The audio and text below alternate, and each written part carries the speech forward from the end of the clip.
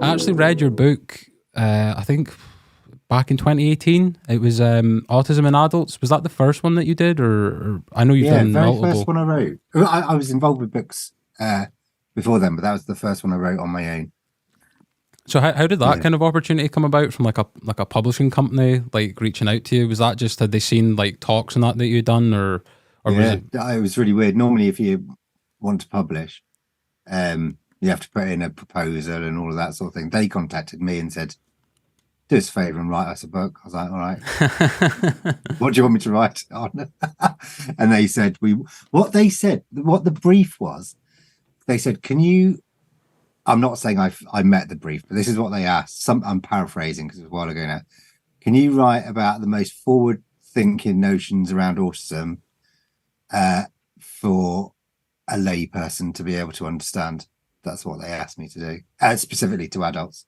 So yeah, that's what I did. And Well, then that's what the aim was. I think I heard you in another podcast because I've kind of been refreshing watching your talks and that for the last couple of days. I think you said that they came back and said that they wanted the kind of continuation into like anxiety in children and stuff like that as well. Yeah, and I signed the contract this year for my seventh.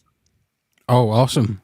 Are you going to hit? Are you going to go for the full dozen? Is that what they call 12, or are you go to? Well, I everything I do, I try and do in sets of three. So it was a big decision to sign for the seventh because Mm-hmm. then I thought, well, that Oh, means you're I've got to do ruined. another Yeah, yeah, two yeah. after that. So So kind yeah, I reckon nine is probably about enough. of end it like Star Wars episodes.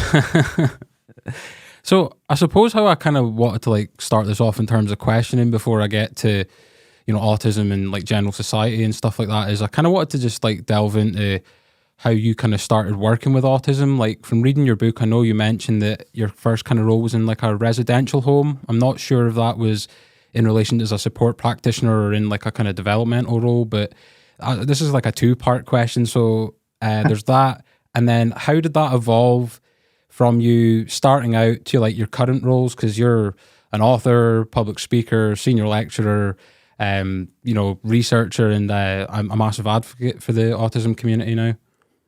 Yeah, so it all started off when I think I was 14, um, and I was the only person in my school who didn't want to do. I can't remember. It was kind of like they had this program where you had to choose between doing. I think it was almost like the TA. It was kind of along those lines. It wasn't the actual TA, but and I was like, what? And everybody was like dead into it, and I was like, oh God, I'm not interested in that at all. And they were like, well, you have to go and volunteer somewhere. So I did. I went off every weekly. I think it was on Wednesday afternoons, and did voluntary work at a place called the Windmill School that doesn't exist anymore. It was part of. It was a special school, as was known then, part of Adam Brooks Hospital in Cambridge. And there were just loads of little autistic people, and I was like, "This is really cool." Just rolling around on the floor with autistic kids, and that was the first time I'd knowingly come across autism. As it turns out, there was all sorts of people surrounding me in all sorts of ways. But that was the first time I'd kind of known it at the age of 14. And I was like, oh, these make a lot more sense to me than everyone else does. So that was my first kind of voluntary position where I knowingly engaged with autistic people. And then when I left university, I didn't really know what to do. I was a postman for a couple of weeks. I was absolutely dreadful because I have topographical agnosia, which is basically a posh way of saying a rubbish sense of direction. It was horrific. It was an awful 2 weeks of my life. And through one, there were various channels. I did a lot of nursing for a while. I did a lot of nursing since I was 14 onwards as well, actually. But I ended up as a grade 1 support worker in adult residential, working with autistic adults. And yeah, it sort of evolved from there. That I still see myself absolutely as a grade 1 support worker at heart. That's kind of where I was born and bred in the autism field. I ended up working for the National Autistic Society again in residential settings, and then I ended up I was a project officer running a bunch of projects in Sheffield, and then a development officer where I was kind of covering the north of England in terms of autism, developing autism kind of provision at a strategic level. I weirdly ended up in the training department, and then even more weirdly, they decided to let me run it. So I ended up being head of training and consultancy for the National Autistic Society. And then Sheffield Home University contacted me saying, can you apply for this job? I was like, all right, I just do as I told. And then even more bizarrely, they gave it to me, and that was a senior lecturer in autism. So it kind of just evolved from there. But yeah, as I say, I'm just a support worker really who likes talking about autism, and weirdly, very weirdly, I kept paid to do it. Well, it's crazy how fast life comes at you sometimes, really, isn't it? In terms of just like something that you volunteered in, just becoming like a really big interest of yours, and obviously like that's obviously blossomed into 100%. I have, and this is legitimate story. My brother, who also lived in, and I lived with my brother for a while, and we're both fond of a pint, and we used to go down the pub, and then he just refused to go with me anymore. He said, I refuse to go out for an evening with you unless you promise not to talk about autism, because that's all you ever talk about, and I am so bored. I think that was the last time I went down the pub with him. So there you go. And I was like, that's why I think, if you just want to take me out for a pint, not you individually, Yeah. but anyway, I'd do this for free. So the fact that people decide that they're going to pay me to do it, it's lunacy, but I love it. Is there a part that you get nervous about, like for example, going and talking and teaching and stuff like that? I suppose there will be, right? It's just human nature, but are you more accustomed to it now, or even though you're well educated on the subject, is there still like that kind of imposter syndrome that comes with it? I would suggest that I'm not well educated on the subject of autism. Mm-hmm. I think because I live and breathe it, like thinking about it constantly day in, day out, and that is my job. And that's what you think about when you go off for a run, or if you're on a bike ride, or down training at the swimming pool or wherever. You're thinking about autism, and you're thinking about your next book or one of your autistic students or whatever it might be. That's, if you are thinking about it essentially constantly, then it's likely you're going to be a little bit ahead of most people who haven't ever come across autism. So that's how I position myself. In relation to the amount of knowledge that's out there, bearing in mind that this is the first time I've met you, Mm-hmm. I've not met the vast majority of autistic people, and every single autistic person has their own story to tell, therefore has their own knowledge that I need to learn. So against the plethora of information that's out there, I know almost nothing. Do you think I just happen to know more relative to other people? So, but going back to your question, I'm terrified of doing this stuff. Like, not this is lovely.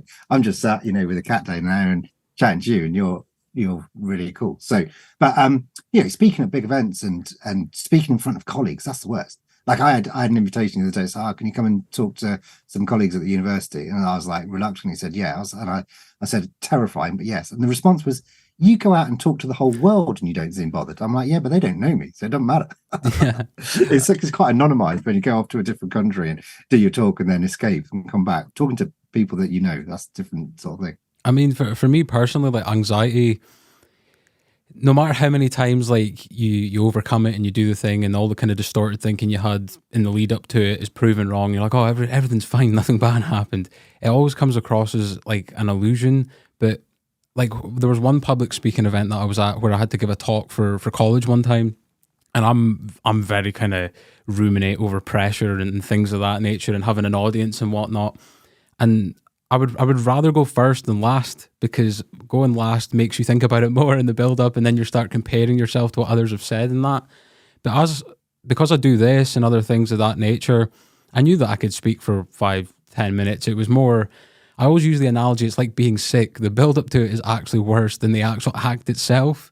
So when I was like over, all the kind of people that were in my class were like, you would never tell you were nervous and that. I was like, well, trust me, I might have not been projecting on the outside, but my heart was literally thumping on the inside. So on to my next question.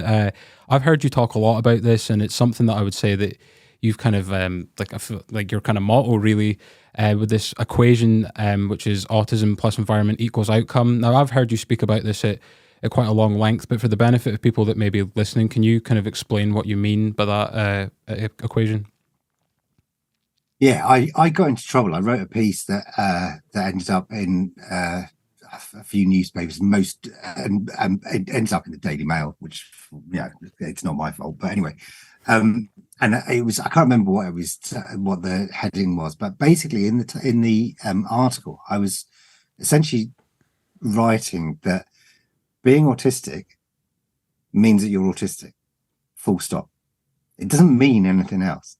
in a sense. It means all sorts of things to the individual. What the purpose of it was that if you meet somebody who is autistic and they say to you that you're autistic, don't make any assumptions based on that diagnostic label. Literally none, because it drives people nuts. That kind of gaslighting. You don't look autistic, or you can't be autistic because you're X, Y, and Z, or whatever. And I was so bored of vicarious, or more than bored, actually, hugely disturbed, because it is gaslighting. It is questioning people's reality. You're not really that. You're not really whatever, because people's society's perspective on autism is so extraordinarily flawed that the majority of times when you do disclose, the response is something that's problematic. And actually, that's one of the big reasons why plenty of people don't disclose, because it is quite traumatic to go down that route. So I wrote this piece basically saying, look, don't make any assumptions. I got so many complaints about it. People saying, well, you clearly don't have an understanding of autism.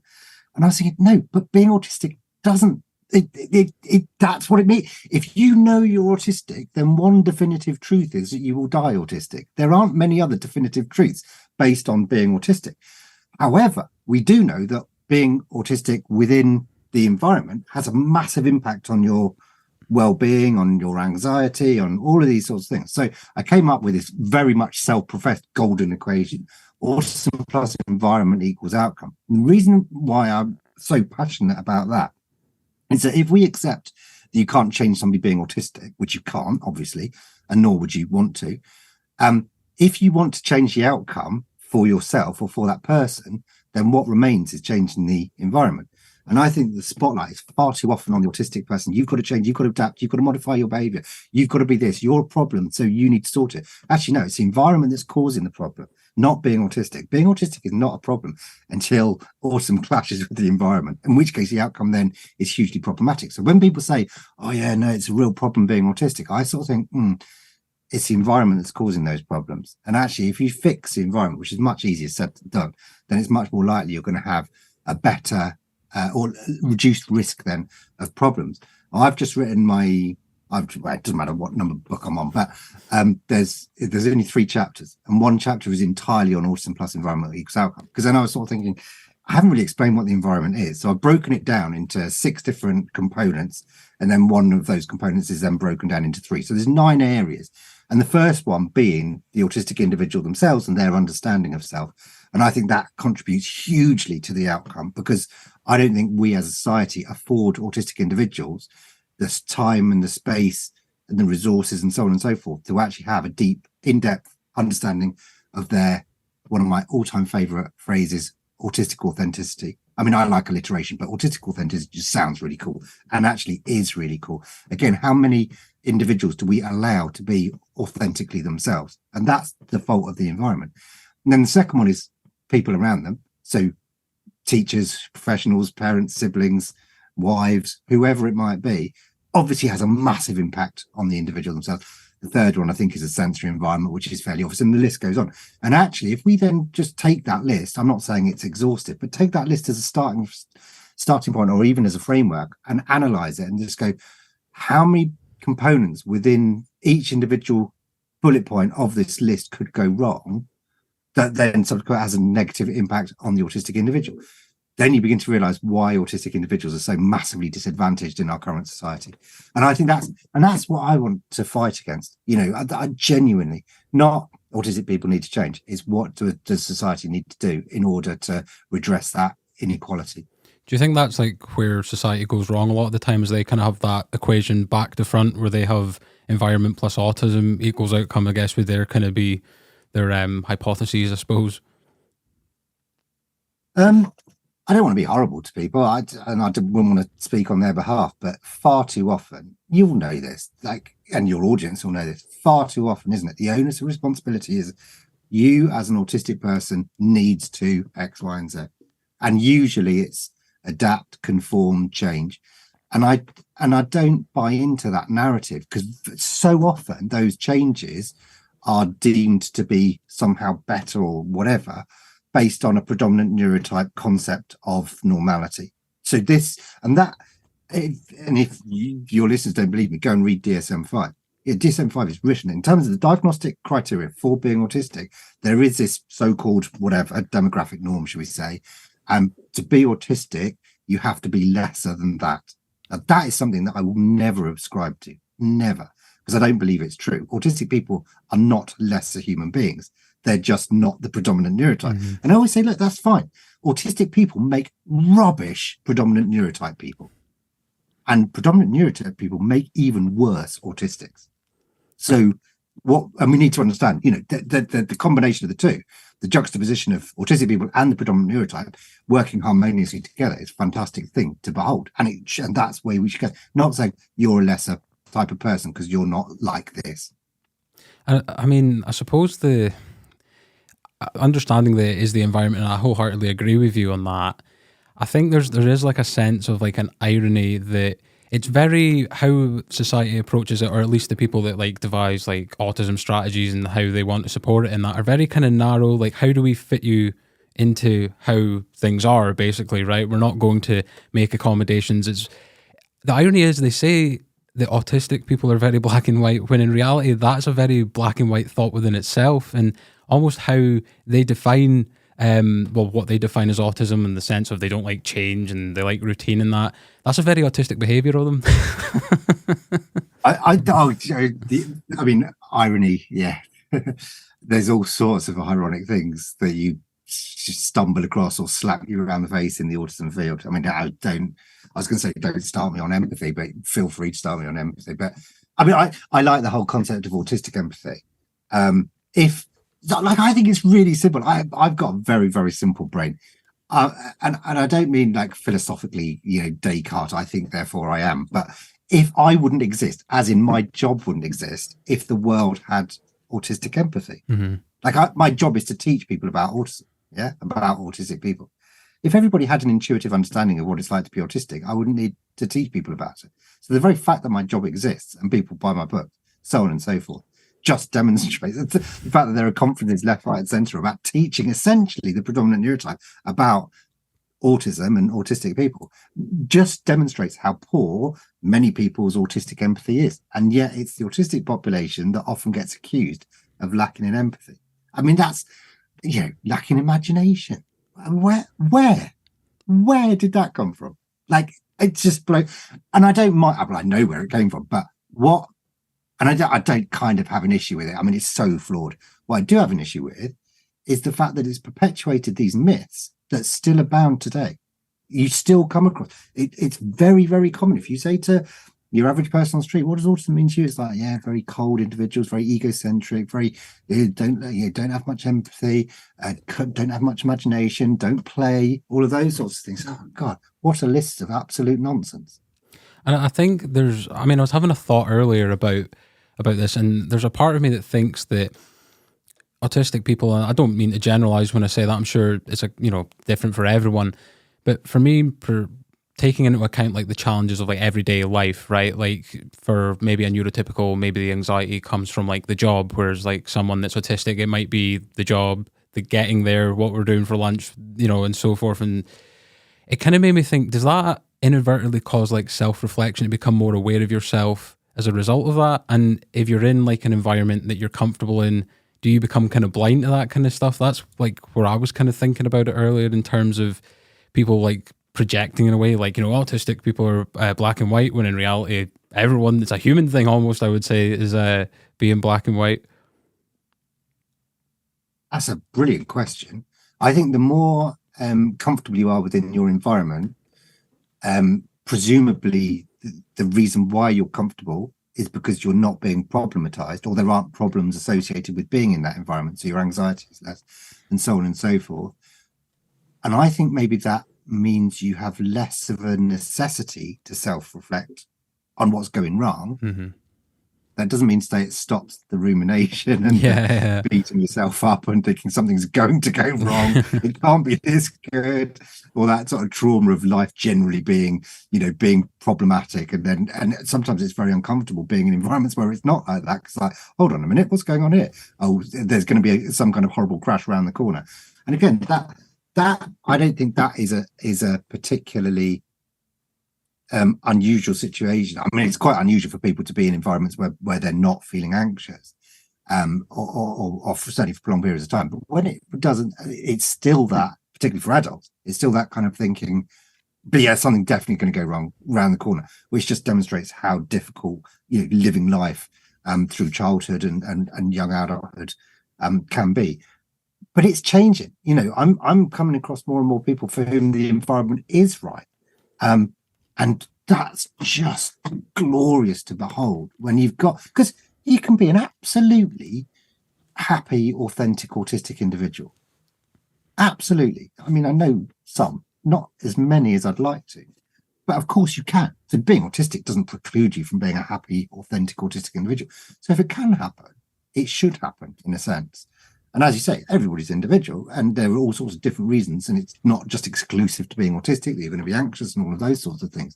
But actually, when you do find individuals where there's a level of well-being and contentment, my view, and it's just my view from people that I know, it's not research, but my view is that the commonality, I was going to say the common thread, but the commonality running through all of those individuals is that the environment for whatever reason, suits that person. And very often that's almost coincidental, that it's happened by luck. They've just landed the absolute right job. I mean, I've landed, I was saying earlier, I've landed a brilliant job. Suits me down to the ground, especially since I'm allowed to work from home. And especially since my home happens to be in the middle of nowhere without people around. I mean, that's just absolutely superb. Mm-hmm. So I've got limited individuals around me, and yet I've got cats and sheep and hens and all the rest of it, which are a delight to chat to. But that's almost coincidence, but it's still environmental. So I suppose that's my point is, I don't want to bleat on about it too much, but environment is key. I mean, one thing that I found interesting, like during the pandemic where life changed, right, for 2 years. I mean, obviously I'm not trying to generalize again, but one of the members of parliament that I spoke to as part of the documentary I did on the local area with autism, she's actually neurodiverse herself, and she was talking about a lot of stats that she's seen. And I don't want to generalize here because I'm sure, again, everyone's an individual, but autistic people seem to kind of not be as bothered with like the kind of way that life had changed, because it took a lot of kind of pressure out of everyday life, like going to work or education or whatever that may be. But obviously for the neurotypical people, you could see that, I mean, first of all, a lot of mental stuff happened during the pandemic. People kind of almost lost their minds. And, obviously it was a stressful time, so it's understandable. But you've seen people that were neurotypical acting out of order, right? You were seeing them acting out of place to what was meant to be, how we were meant to be living at the time. And I don't mean to use this as like an insult or anything like that, but in my mind, it was like, wow, it was almost like they become the autistic people for a little bit. Do you know what I mean? I think it was very divisive. Mm-hmm. I think it was a kind of love it or hate it type situation. I loved it. I mean, I didn't love all the death and all of that. Yeah. But actually just being home and being given permission to engage in things in a way that actually was far more effective, far more productive, far less anxiety inducing, all of those sorts of things. First, time and space are such precious commodities, and to be afforded that much more time because you're not messing about driving places and what have you. Like I went from not being able to run. Like I remember at the very beginning of the pandemic, I went for a run. I was not particularly fit. And I did 23 minutes and that was it. I couldn't do it. A year later, and it is just having that time. A year later, I ran a marathon and I'd written another book. And then a year later, I completed my first Ironman and written another book. And it's because you're being given these opportunities to have that time and space where you're super focused because you haven't got a load of distractions, and you've got bags of time because you roll out of bed and start working. Like literally, or you even start working before you even roll out of bed. Just pick up your laptop beside your bed, check your emails, and then crack on with doing whatever it is. It's so that we're positive about it. And everybody goes on, don't they, about, we need to learn the lessons. We need to learn the lessons. Unfortunately, not everybody has learned the lessons. And far too much of stuff is going back to ways, which is understandable, that serves and suits the demographic norm, that doesn't suit necessarily those individuals on the periphery of that.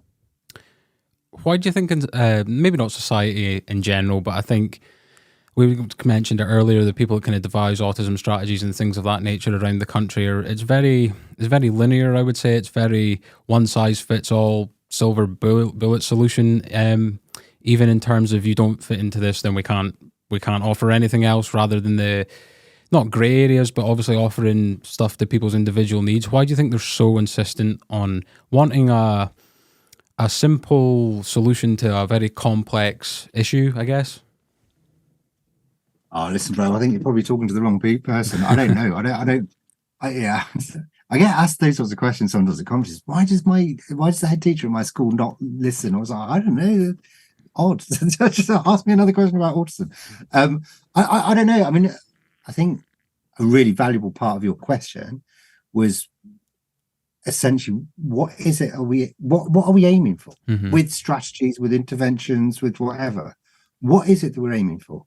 I was just doing some work. I did some little screencasts for my students, and I've listed 9 questions as a framework of ethics of intervention to just start those conversations about why are we actually doing this? What do we actually hope to get out of it? Is the autistic individual's well-being at the heart of what we're doing?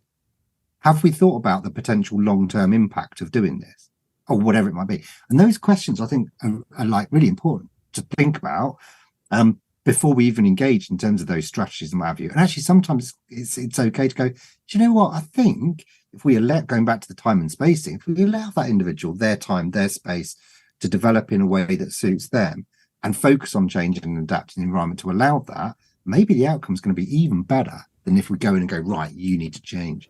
And unfortunately, there's no data because people do that, but they don't call it an intervention. Yeah.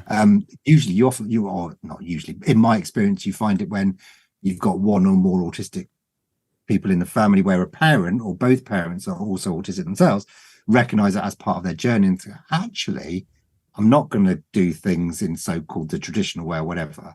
We're going to do it in a completely autism-friendly way because we're in our own autism bubble and that can work really well. So again, those individual like exemplars or case studies or whatever you want to call them, real people, real human beings, and you watch the progression over years, absolutely fantastic, absolutely, and it really, really works. And then you've got a grown-up going, "Oh, I owe everything to my parents because they allowed me to be me," and I just think, yeah, 100%. So when I started doing the documentary last year, I kind of went stat heavy. I wanted to see what it was like for around the country and that. And one of the stats that kind of stood out to me, and I've actually heard you talk about this at one of the public speaking events that you did, was the average age of life expectancy for an autistic adult in the UK. I believe it's 54. I know you kind of referred to it as they die on average 16 years younger than the neurotypical person. And I did see a follow-up stat from Autistica that said, when it's paired with a learning disability, that average age of life expectancy then drops to 38.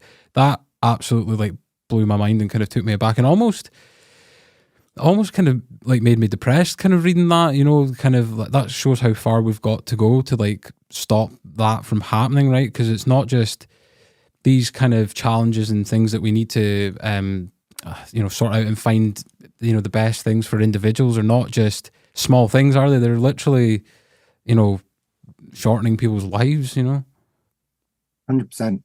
Yeah. And I mean, it's difficult to understand why there aren't more people who are more passionate about this crisis that autistic people are in.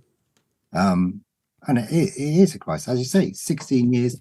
And taking that statistic into account, bearing in mind there are plenty of aging autistic people, then seeing as that 16 years is an average, it makes it even worse. And then, as you say, additional learning disability is over 30 years. And then I think what's even more worrying is that at the moment, it appears that the single biggest cause of premature death is suicide. Suicide, yeah. So you're then thinking, okay, this is a crisis of enormous proportions. What are we actually doing about it? I really like that sort of phrase. What is it? Pessimism of the will, optimism of the mind, or it might be the other way around. But and I just think, yeah, we know things are bad, but actually we've got to be optimistic, and things are working. Things are progressing. We've got more professionals who are autistic themselves. We've got more autistic academics. Got more autistic clinicians. There's networks of autistic counselors and therapists and stuff like this.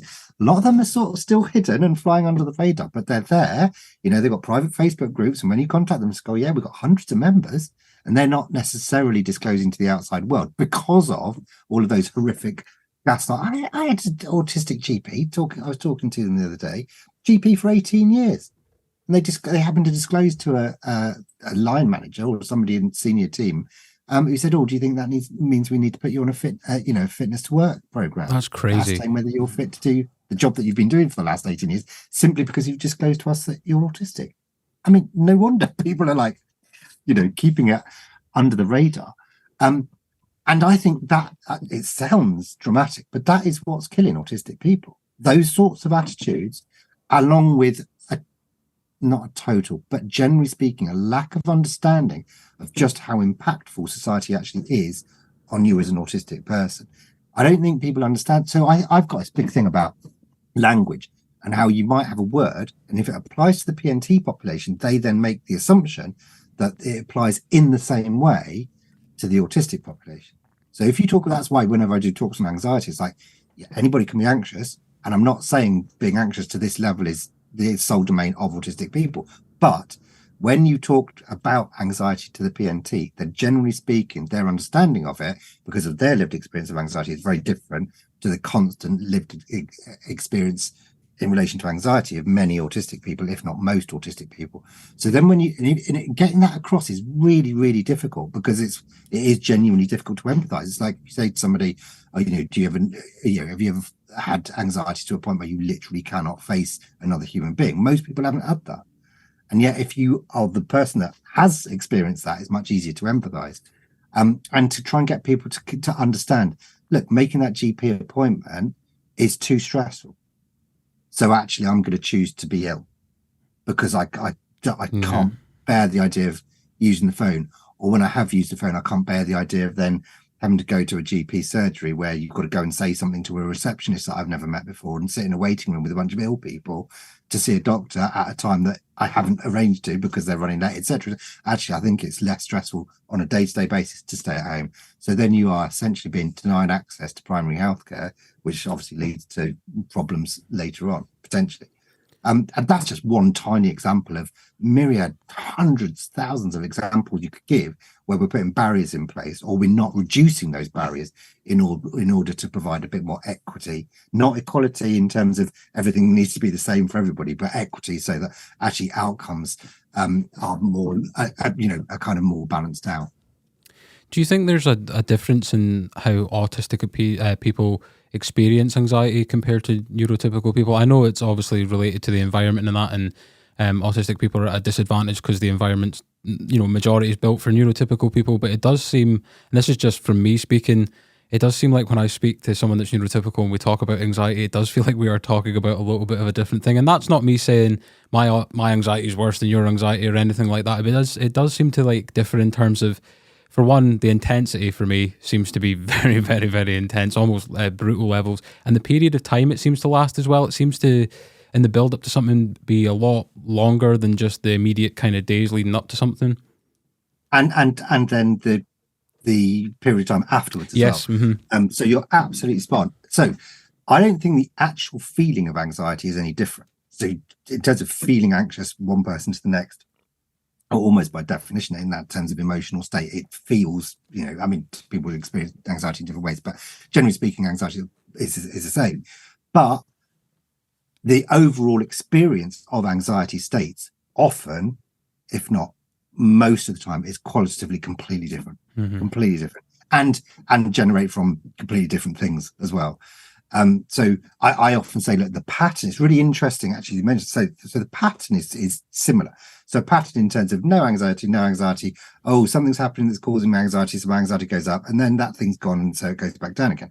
So that sort of hump of anxiety, if you like. However, for the autistic individual, it starts way, way, way, way earlier, is elevated, and the intensity tends to be much, much higher. And what really gets me is that for the predominant neurotype, often, and not exclusively, but often the pattern is they're doing something that causes anxiety, be it, I don't know, whatever it might be. Job interview is like quite a common one.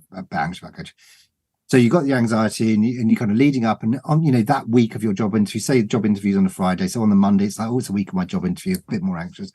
Thursday evening, I'm absolutely bricking myself. Friday morning, I feel sick. You get to the job interview and you peak around, say, 3 minutes into your job interview, and then it sort of plateaus. You leave the job interview, it's gone. Yeah. That anxiety almost immediately dissipates. It's like a superpower. Honestly, I'm like, it's incredible. Whereas often for the autistic person, and it's usually not going for a job interview, it's often, I don't know, social occasion or something along those lines. That happens so much more frequently anyway. But the period of time leading up to it, it's like, okay, elevated anxiety right from the moment that I know I've got to engage in that social environment. And then after that, it could go on for, days, weeks, months, sometimes years in terms of that rumination. Which is why I think, and then that overlaps with other things that cause it, which is why I think there's often just essentially a constant state of pathological anxiety states for so many people. 100% agree with you there. I've actually got something next. When I talked about looking at stats, I actually kind of came across this one by accident because it wasn't really related to what we were doing the documentary on. And I know in the book you kind of have a small segment on this, and it's autism in the criminal justice system, which I haven't really heard you talk about in terms of any of the YouTube videos I've seen. So I thought it'd be an interesting one to ask you. What do you think of the current circumstances of that? I mean, I wish I could have quoted. I don't know if it was a professor or a doctor that gave a speech at the National Autistic Society's conference in 2015. I think they've actually deleted the talk videos for some reason. But she was someone that dealt with autistic people that were coming out of the criminal justice system and helped get employment and housing and things like that. But one of the things that kind of really, like the stats that I brought up earlier, that kind of blew me away is that she was saying that because people that had been incarcerated that were autistic had kind of seen prison as a more stable environment for them, they were purposely going back. And that actually kind of nearly like blew my mind, that we kind of live in a world where people are purposely I mean, I know it's obviously something that's discussed in a neurotypical kind of sense as well with the prison population, but it blew my mind that people would rather be in jail because life on the outside isn't as like accommodating for them. Obviously prison's meant to be a punishment, right, for crimes and things like that, and also the surprise of how many people are identified as autistic as they're in prison. Those rates of recidivism where individuals are deliberately repeat offending, autistic people deliberately repeat offending, so that it's more of the same of what they know. So it's a familiarity, the routine, structure. Structure is a big one, actually. And there are absolutely 100% individuals who will go down that route. But in the main, so my doctoral thesis was around trying to understand whether, sort of, if you like, understandable autistic behavior could play a part in ending up with an individual being criminalized, if that makes sense. Yeah. And the answer was yes. And as an autistic person, you're far, far more likely to be in contact with the police, either as a perceived offender or as a victim. Like, way, way, way, I think it's 9 times more likely. I think that's what the research shows, 9 times more likely. It's because we're not very good at actually identifying autistic individuals overall. We don't really know what the numbers are within the prison population.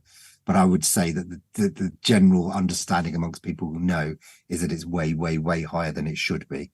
Particularly when you say, okay, well, being autistic doesn't make you criminal, and there's arguments say, well, this is where it might be problematic in terms of increasing risk of criminal behaviour, but equally you can say, well, being autistic, there's all these reasons why it would decrease risk of criminal behaviour.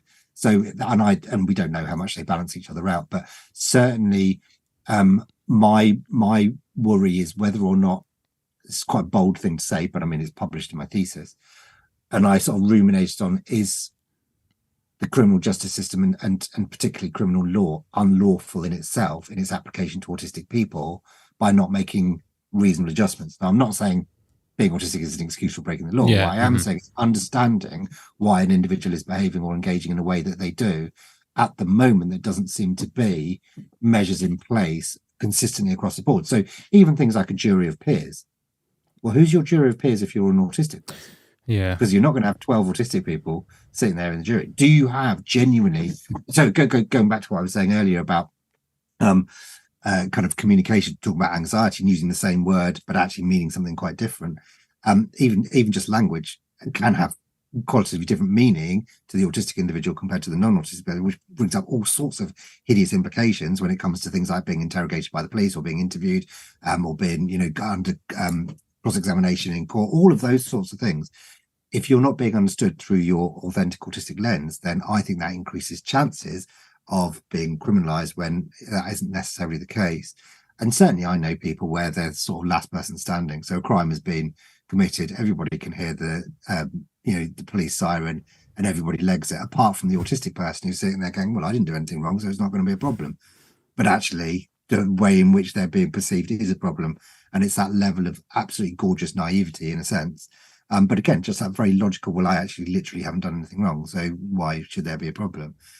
Or somebody saying, oh, can you just look after this bag of stuff for me? I promise you there's nothing dodgy about it and I'll come and pick it up next week. All of a sudden you get done for fencing. So, those sorts of things. And again, that's I wouldn't even say naivety, that's being trusting in a way that we know many autistic people are incredibly trusting. Which being taken advantage of as a result, and being taken advantage of, but then subsequently being criminalized. So there's a long way to go. I've got a student who's looking at the experiences of individuals within prison as well, and whether or not, like how difficult that is just from a sensory point of view. I mean, I've been to prisons and what have you, and it's just, I mean, it's not supposed to be pleasant, but from a sensory autistic perspective, it's just, not good. Yeah, I recently took up like a counselling course, and one of the people that was lecturing there had actually worked in prisons as a counsellor, and they didn't have good feedback on how it's run. The next question I have for you is, I've never heard anyone ask you this. What are your thoughts on media depictions of autism, primarily like films and documentaries? Because I think for years they had that one example in the 80s of Rain Man, right? Which you can kind of, I don't know if it was better than nothing or if it kind of added to stereotypes and that, but there has been a lot more kind of out there in the last 10, 15 years. Is there any one in particular that you think has done a good job? I mean, from my perspective, I have a couple, but I think when it comes to do they kind of feed into stereotypes, I think it's impossible that they're not going to do that, because they're trying to explain something so complex in a condensed period of time that they are going to fall into that kind of stereotype kind of story. But it's a great question, a contentious one, 100%. So I wouldn't hang myself out to dry. But I think what I find deeply offensive, like, this is not exactly what you're saying in terms of depiction, in terms of film and TV programs, but it is media. Mm-hmm. Is like, I remember, sorry, and I know we're running out of time, but I remember very, very distinctly, I've got reasonable recall, and I was 8 years old. Oh, hello, squirrel. Sorry, it's my kid, squirrel. Hello, squirrel. Little Miss Squirrel, to give her full title. And I remember listening to the radio, and it was two black youths on a bus, and there was a whole story about how badly behaved these two black youths were. And I remember thinking, what's the relevance of them being black? Like, I don't understand why they keep pointing that out. And there's no way you would hear that today. And yet we hear it all the time when it comes to autism. And again, nobody's getting shot down or nobody's been cancelled or whatever. But nobody seems to be questioning it. Why is it okay to say, such and such related to the crime, and then raise the fact that the individual's autistic? It's not relevant, and that perpetuates a lot of the stereotypes. And I want to phone these radio company or the news or whatever, go, what about the person last time who did a similar crime? Did you point out that they weren't autistic? If it's relevant, it's relevant, and it's not relevant, so stop saying it. I think when it comes to other things, I think what I find offensive is when autism is being portrayed as part of the plot, but in a really stereotypical way. I don't like that at all. But I also think, because autistic people have no connection in a sense with other autistic people apart from being autistic, and everybody knows, the heterogeneity of the population. Talking about representation is hugely, hugely, hugely problematic, like hugely. So I think I know there are. I love watching things where, if you've got an understanding of autism, it's very clear that a particular character is autistic, but it's not made overt. Right, yeah. As part of the plot. I absolutely love that. I mean, you know, you think about Sherlock Holmes straight away, and and things that are actually done really quite cleverly, and yeah, and there's a few where sometimes you're not even watching, thinking that's what you're going to be seeing, and then all of a sudden it's like, oh, hello, oh, right, okay, and I love that kind of insider view of it. So I do think it can be done quite cleverly without bashing people around the face and going, oh, the autistic kid who had some amazing genius ability to do X, Y, and Z. And it's like, oh, come on. Yeah. And I mean, one that I don't want to say I cringed at, but was that documentary series of Love on the Spectrum, because it came across as like them being like, oh, this is a fantastic moment. They wouldn't have been able to do this. And I'm like, well, people that are autistic can be in relationships and things like that. It doesn't seem to be I suppose you shouldn't say these things really, but I don't want to get into trouble, but so I'll be careful. But sometimes you just look at the title of the program, and just go, that's a bit condescending and derisory and all that, yeah, and very leading. Yeah, for sure, yeah.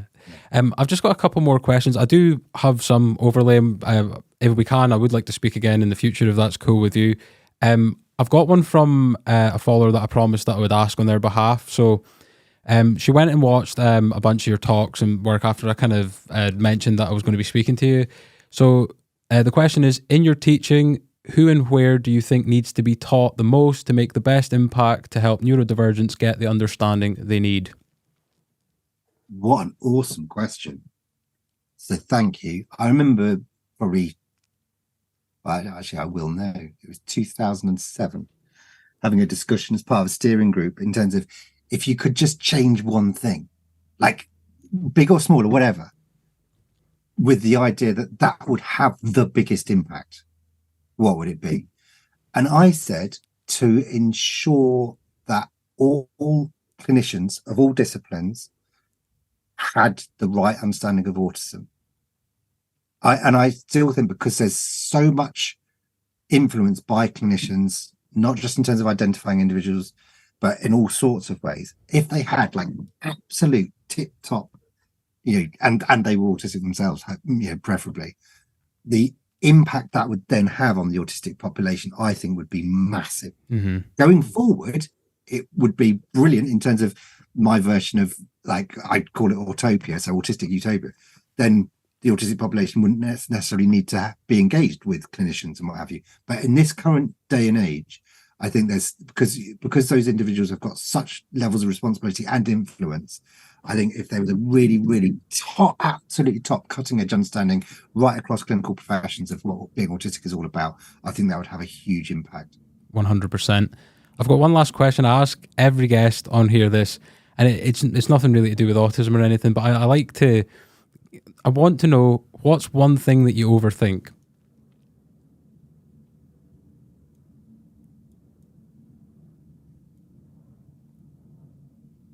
That's an amazing question.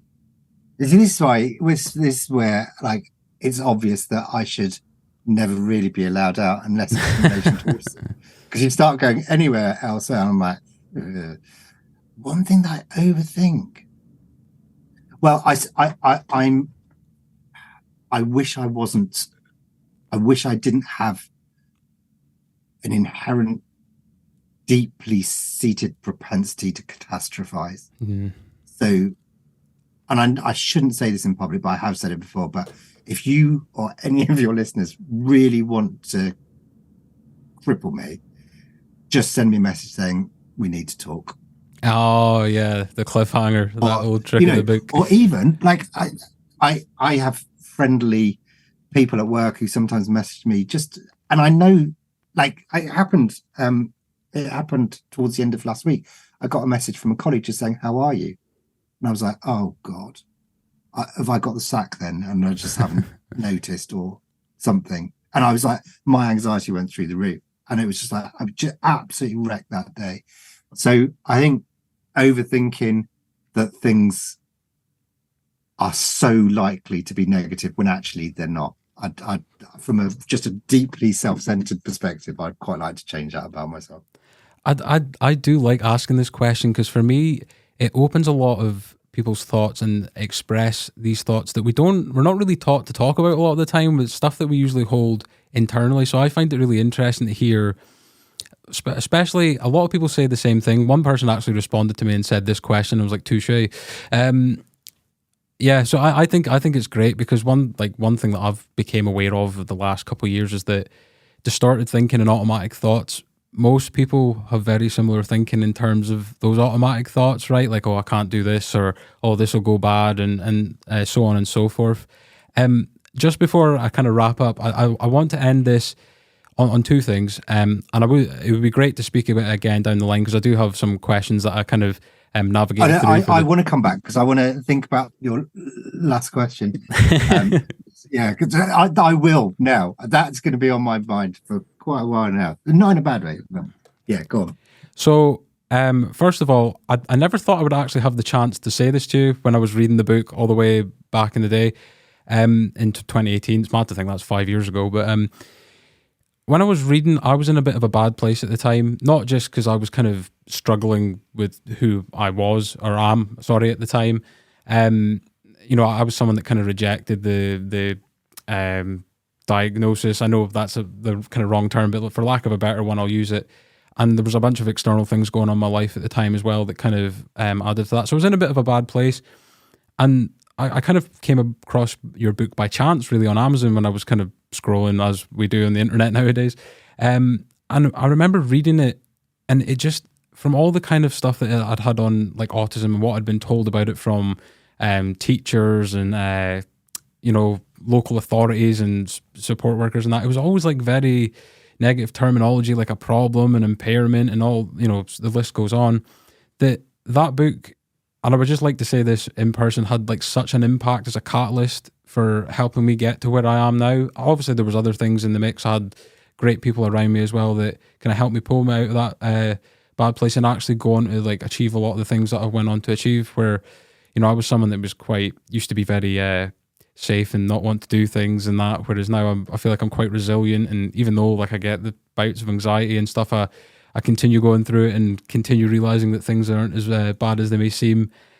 So I just want to say thank you for writing that book. As someone that read it and it had like a really big impact on me. I do have the other three that are part of the kind of collection, which I will get round to reading. Hopefully I'll get some more reading in before the next time we meet.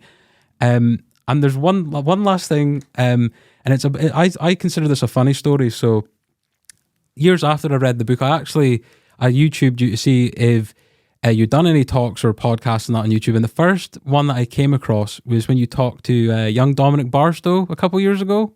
Oh yeah. So I remember I watched both of them actually, and Dominic comes across like really, really well, right, for someone who was like 16 at the time. And I was speaking to one of the guys that helps me at the studio about him. So it turned out that he lives in the same local constituency as me, which I found absolutely bananas because I was just through a random YouTube search, because he started coaching football with the person that I was mentioning. So we actually had him on here a few months ago, and then about a month ago he was in here doing a podcast with someone that I produced for in the studio. So I just thought, what an unreal small world that is. That's very cool, and he's a big fan of yours as well, to be fair. Mm-hmm. So, and rightly so, yeah. That's brilliant. Well, in terms of your comments on the book, that makes it all worthwhile. So cool. Thank you for that feedback. So I can't thank you enough for your time, Luke. I never thought I would have a day where I'll be actually speaking to you in person. I would love to have you back on again, obviously, when time permits it. And I know you're away to Denmark tomorrow, so safe travels and what have you. And I'll hopefully see you soon. Cheers, man. Take it easy. See you later. Thank you so much for having me.